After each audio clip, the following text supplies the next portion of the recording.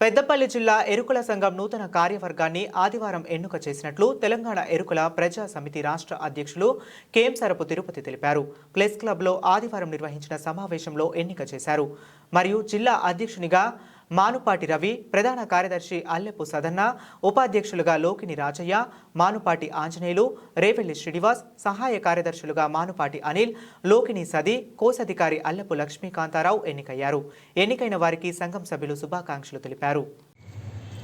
నేడు పెద్దపల్లి జిల్లా సమావేశానికి వచ్చేసినటువంటి గౌరవనీయులు మా రాష్ట్ర అధ్యక్షులు కేంసరపు తిరుపతి గారికి, అలాగే మా తోటి ఎరికల సమాజ వర్గానికి అందరికీ కూడా ప్రత్యేక కృతజ్ఞతలు, అందరికీ నమస్కారం తెలియజేసుకుంటూ, రేపు జరగబోయే 17వ తారీఖున ఏదైతే ఎరికల ప్రజా సమితి నిర్వహిస్తున్నటువంటి సభను ప్రెస్ క్లబ్ బషీర్బాగ్లో జరుగుతున్నటువంటి సభను విజయవంతం చేయాలని ప్రతి మండలానికి, ప్రతి గ్రామానికి, ప్రతి జిల్లాకు కూడా అందరినీ రావాల్సిందిగా మేము అందరం విజ్ఞప్తి చేస్తూ, మాకు జరుగుతున్నటువంటి ఎరికల సమాజ వర్గానికి ఏదైతే మేము ఆర్థికంగా కానీ, సామాజికంగా కానీ, విద్యాపరంగా కానీ, ఉద్యోగపరంగా కానీ అన్నిటికీ వెనుకబడి ఉన్నాం కాబట్టి మా ఎరికల కులస్తులు అందరము ఏకతాటిపైకి వచ్చి కేంసరపు తిరుపతి గారి నాయకత్వంలో అన్ని విధాలుగా మాకు జరిగేటువంటి విధానాలన్నీ కూడా మాకు వస్తాయని కోరుకుంటూ మేము జరగబోయే దాన్ని విజయవంతం చేయాల్సిందే కోరుతున్నాం.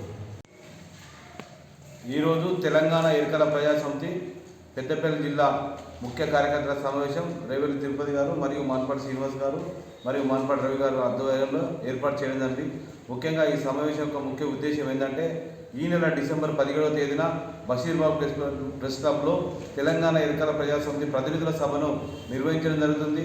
ఎందుకంటే రాష్ట్రంలో దాదాపు 8 లక్షల ఎరికల జనాభా ఉంది. కేంద్రము మరియు రాష్ట్ర ప్రభుత్వాలు వారిని గుర్తించి వారికి ప్రత్యేక ప్యాకేజీ కేటాయించి వారికి పందుల పెంపకదారుల కోసం ప్రతి కుటుంబానికి 5 గుంటల స్థలం ఇవ్వాలని, అదేవిధంగా వారికి ప్రత్యేక కార్పొరేషన్ ఏర్పాటు చేసి 500 కోట్ల బడ్జెట్ కేటాయించాలని తెలంగాణ ఎరికల ప్రజా సమితి పక్షాన మేము డిమాండ్ చేస్తున్నాము. ఏదైతే గత ప్రభుత్వాలు మారుతున్న ఎరికల కులస్తులు బతుకులు మారడం లేదు. ఎందుకంటే సామాజికంగా, రాజకీయంగా, ఆర్థికంగా ఎరికల కులస్తులు నెట్టివేయబడుతున్నారు. గ్రామీణ ప్రాంతంలో ఏదైతే ఇందిరమ్మ ఇల్లు గుర్తించారో మొదటి ప్రాధాన్యత ఎరికల కులస్తులకు ఇవ్వాలి. అదేవిధంగా ఎరికల మహిళా కుటుంబాలను ఆదుకొని వారికి ప్రత్యేకంగా స్వయం ఉపాధి పథకాలు ఏర్పాటు చేసి ప్రతి కుటుంబానికి 10 లక్షలు రుణాలు ఇవ్వాలని మేము ప్రభుత్వాన్ని డిమాండ్ చేస్తున్నాము.